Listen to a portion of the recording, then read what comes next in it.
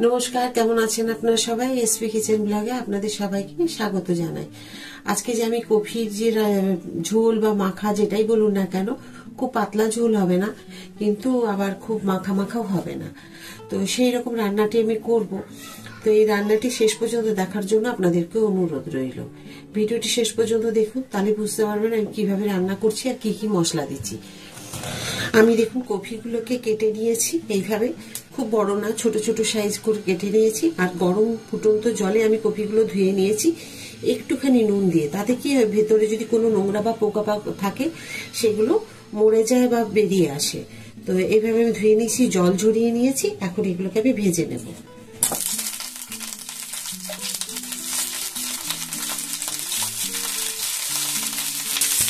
দেখুন আমি একটা আলু দিয়েছি, আলুগুলোকে এইভাবে লম্বা লম্বা করে কেটে নিয়েছি। আর আলু বেশি দিইনি, আপনারা চাইলে আলু না দিলেও হবে। তো সেই জন্য আমি আপনাদের দেখিয়ে দিলাম বা বলে দিলাম, ইচ্ছে হলে আমার আলু দিতে পারে নাও পারে। তো আমি একটা দিয়েছি। আর এইভাবে দেখুন কফিগুলোকে সব ভেজে নিয়েছি। আর এটা থেকে খুব বেশি তেল মশলা দিতে হবে তা নয়, আর তেল যে খুব বেশি না দিলে রান্নাটা ভালো হবে না সেটাও না। আমি যেভাবে করছি আপনারা দেখুন। তো এখন আমি কফিগুলোকে সব তুলে নেবো। আর দেখুন সুন্দরভাবে ভাজা হয়ে গেছে। আর ভাজার সময় কিন্তু আমি নুন হলুদ কোনোটাই দিইনি। এখন আমি দিয়ে দেবো একটু সর্ষের তেল। আপনাদেরকে আজকে আরেকটি রান্না দেখাবো আমি, যেটা আপনারা হয়তো অনেকেই জানেন বা অনেকে জানেন না। তো সেই রান্নাটি অবশ্যই দেখবেন, ভিডিওটি শেষ পর্যন্ত না দেখলে সেই রান্নাটি জানতে পারবেন না। ফুলকপির তরকারি হয়তো অনেকেই অনেক রকম ভাবে তৈরি করে খান, কিন্তু আমি যে রান্না আরেকটি পোস্ত দেখাবো, সেই পোস্তটা হয়তো আপনারা অনেকে জানেন অনেকে জানেন না। সেই জন্য সকলে যাতে রান্না করে খেতে পারে এই জন্যই দেখাবো। তো চলুন, এখানে আমি দিয়েছি, এখানে একটু লবঙ্গ এলাচ দারচিনি থেতো করে রেখেছি, ওটা দিয়ে দিই। দিয়ে দিলাম দুটো তেজপাতা, একটু জিরে,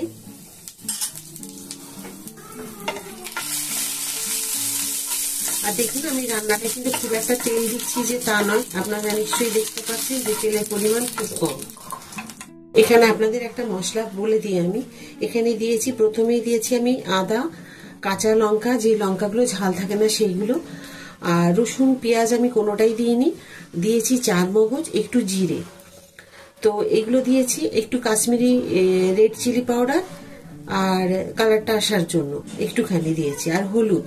এগুলো দিয়ে আমি কিন্তু রেডি করে রেখেছি। দেখুন পেস্টটা, এটাকে বেশিক্ষণ ভাজতে হবে না। এটা আমি যখন ভেজেছিলাম, অনেক সময় সত্যি কথা আমাদের তাড়াহুড়োর জন্য ভুল হয়ে যায়।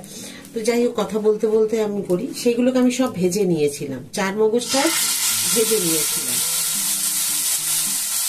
তো সেগুলো ভাজতে ভাজতেই তখন আমার ভিডিওটা খুব করা হয়নি। তো সেই কারণে আমার কি হয়েছে, ভুল হয়ে গেছে, তখন ভিডিওটা হয়নি বলে, তার জন্য আপনাদের বলে দিলাম।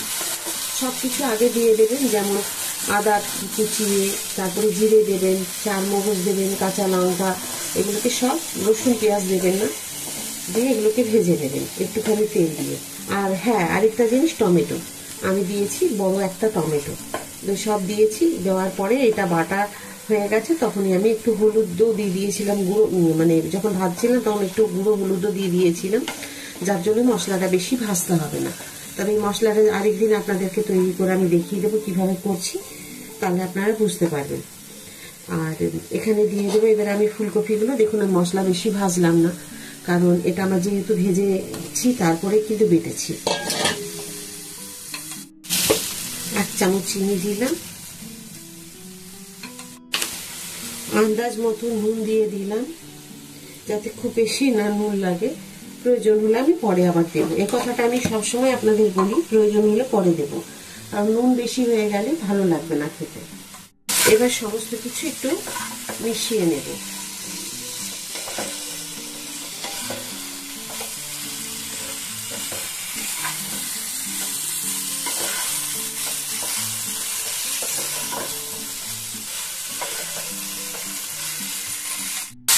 আমি মশলা ধোয়া বাটির জলটা নিয়ে, তার জন্য হলুদ হয়ে গেছে জল।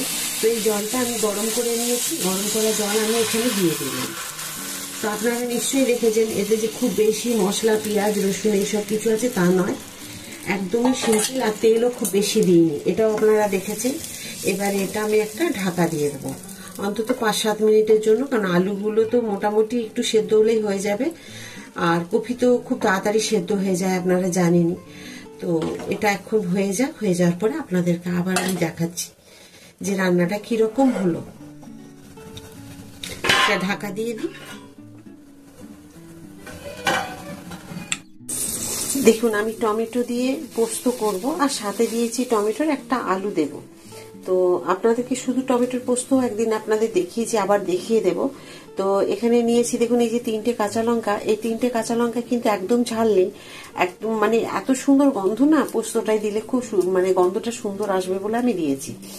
আর দেখুন পোস্ত নিয়েছি, মানে কি বলবো, যে কটা আমি টমেটো নিয়েছি সেটা আপনাদের পরে বলবো। তো পোস্ত সবসময় আমি শিল নোড়াতে বেটে করি, ওই কারণে আপনাদেরকে দেখিয়ে দিলাম। এখন পোস্ত আমি বেটে নেব, কারণ হ্যাঁ মানে বাটা পোস্ত দিয়ে না মিক্সিতে আমি সবসময় করি না, কারণ মিক্সিতে বাটার মতো ছোট বাটি আছে যেটাতে পোস্ত বাটা যাবে অল্প একটু। আর এখনকার শীতের টমেটো তো খুব সুন্দর স্বাদ, তো ওর সাথে আমি একটা ছোট্ট আলু দিয়েছি। আলুটা না দিলেও আমি টমেটো আলু দিয়ে পোস্ত কিভাবে করতে হয় এটা একরকম দেখাচ্ছি, আবার একদিন টমেটো আলু পোস্ত আর আরেকটা দেখাবো।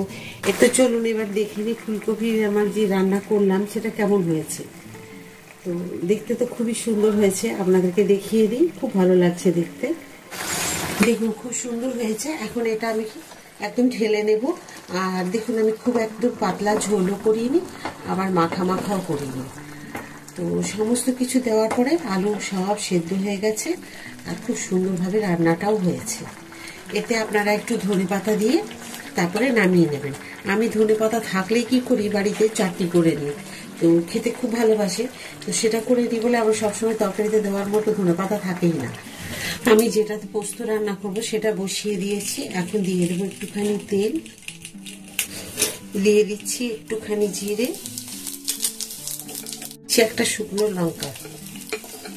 এখানে দেখুন আমি একটা আলুকে একটু সেদ্ধ করে আর মানে কেটে নিয়ে আমি সেদ্ধ করেছি, দেখুন ওই জন্য এরকম ছোট ছোট পিসগুলো আছে। তো ব্যাস এগুলোকে আমি দিয়ে দেবো। আলু চাইলে আপনারা বেশিও দিতে পারেন। এই রান্নাটা, এই টমেটো আলু পোস্তটা খুব তাড়াতাড়ি তৈরি করতে গেলে আপনাকে এই পদ্ধতিতে করে নিতে হবে। আমি একটা আলুকে টুকরো করে কেটে ধুয়ে নিয়েছি, ধুয়ে আর প্রেশার কুকারে দিয়েছিলাম। তো খুব তাড়াতাড়ি রান্না করার জন্যই আমি এটা বলছি আপনাদের। আমি 4টে টমেটো নিয়েছিলাম, সে বড় সাইজে, সেই টমেটোগুলোকে ওর সাথে আমি ভাপিয়ে নিয়েছি। তো দেখুন তারপরে আমি বাকিটা আপনাদের কাছে দেখাচ্ছি। তো এটা খুব কম তেলের মধ্যে আর খুব তাড়াতাড়ি পোস্ত রান্না হবে। আমি এইভাবে ভেজে নিলাম। এখন দেখুন একটুখানি এই যে জলগুলো বেরিয়েছে টমেটো, সেটা ঝরিয়ে রেখেছি, দিয়ে এখন দিয়ে দিলাম এখানে। এখন পরিমাণ মতো নুন দিয়ে দিলাম। এই যে টমেটোগুলো আপনারা কিন্তু তেলে ভেজেও আপনারা করতে পারেন, কিন্তু এটা না টমেটোর যে একটা শীতকালে খুব সুন্দর দেশি টমেটোর একটা গন্ধ আছে না, সেই গন্ধটা কিন্তু থাকবে না। তো আপনার ভেজেও করতে পারেন, ভেজে করতে গেলে তৈরি করতে একটু সময় লাগবে, আর কিছু না। আর এইভাবে যদি করে নেন, ধরুন কোথাও বাইরে গেছেন, একটু আলু সেদ্ধ ভাত হয়তো খাচ্ছেন, সেই জায়গায় একটু পোস্ত বেটে নিলেন মিক্সিতে, আর শিলনোড়ায় দরকার নেই, আর এইভাবে পোস্ত না আলু বা টমেটো এইভাবে দিয়ে আর একটুখানি মাখা মাখা করে নেবেন। তো এইভাবে কিন্তু খুব সুন্দর রান্না হয় আর খুব তাড়াতাড়ি হয়ে যায়।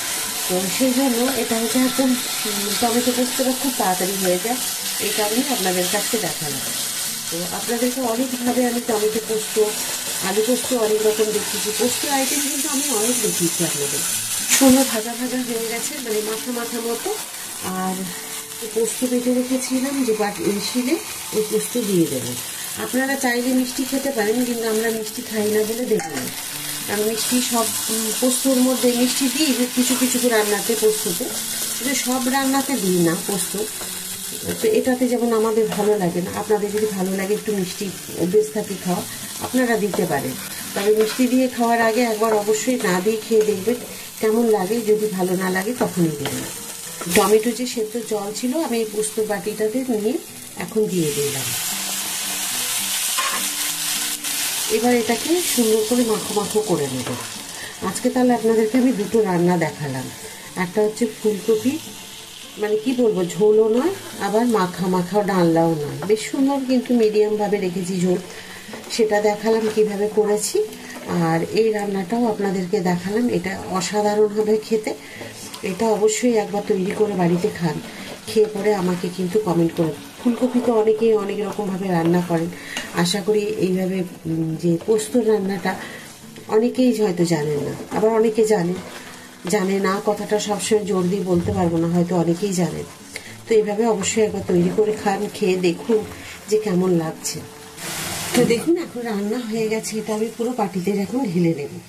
খুব শুকনো করবেন না, কারণ খুব শুকনো করে দিলে ভালো লাগবে না, বসে যাবে, পোস্ত ঢালার পরে বসে যায়। দুটো রান্নাই আজকে আমার দেখুন হয়ে গেছে কমপ্লিট। কোন রান্নাটা আপনাদের সব থেকে ভালো লেগেছে? তো এটা করেছি ফুলকপি আলু দিয়ে, না ঝোল হয়নি বেশি, আর ঝোল বেশি রাখিনি, আবার মাখাও বেশি করিনি। এদিকে টমেটো পোস্তটা করেছি, আপনারা দেখেছেন। আজকে আমি দুই রকমের রান্না করে দেখালাম আপনাদেরকে। দুই রকম রান্না যে করেছি, কোন রান্নাটি সব থেকে ভালো লেগেছে অবশ্যই আমাকে কমেন্ট করে জানাবেন। আজকে যে রান্নাগুলো করলাম আশা করি আপনাদের সকলেরই ভালো লেগেছে, আর শেষ পর্যন্ত ভিডিওটা দেখেছেন। যদি আপনাদের ভালো লাগে অবশ্যই একটা লাইক করে দেবেন, সাবস্ক্রাইব করতে একদম ভুলবেন না। সব সময় যেমন আপনারা আমার সাথে থাকেন সব দিন, ওইরকম আমার সাথে থাকবেন। ভিডিওটি প্রচুরভাবে শেয়ার করে দিন, যাতে সকলের কাছে আমার এই রান্নার ভিডিওটি পৌঁছে যায়। আবার একটা নতুন ভিডিওতে নতুন রান্না নিয়ে আপনাদের কাছে আমি চলে আসব। সবাই খুব ভালো থাকুন, সুস্থ থাকুন, এই বলে আজকের ভিডিওটা এখানে শেষ করছি। নমস্কার।